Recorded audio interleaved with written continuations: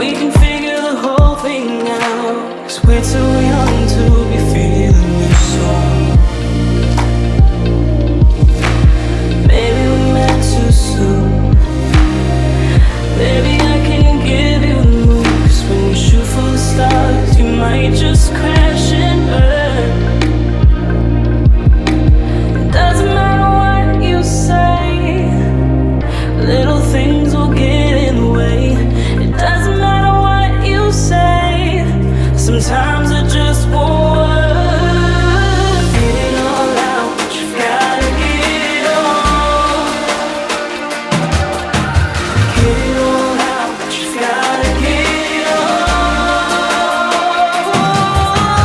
Get it all out, but you've gotta get it all. Get it all out, but you've gotta get it all.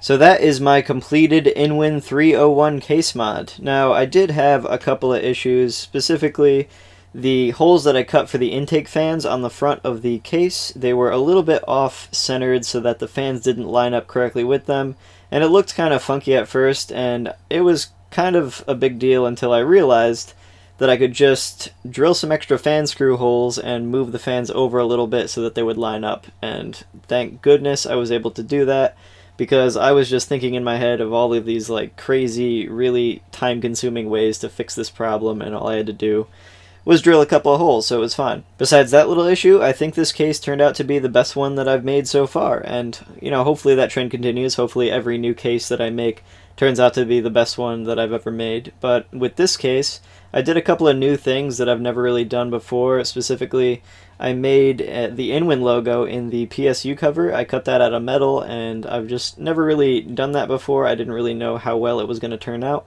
but it turned out amazing, and I'm really happy with the result. The paint job looks great. I chose the honeycomb pattern because of the exhaust thing on the side panel of the case. There is a honeycomb shape exhaust grill there, and so I just went with that little design and continued on to paint the rest of the case in honeycomb pattern. And this is going to be a sort of like two-part series for this case, this obviously being the first part, and in the next one I'm going to be modding all of the components that go inside of this case and then building the computer. So if you enjoyed this video and you want to see more like it, go ahead and subscribe to my channel, and I will see you in the next one.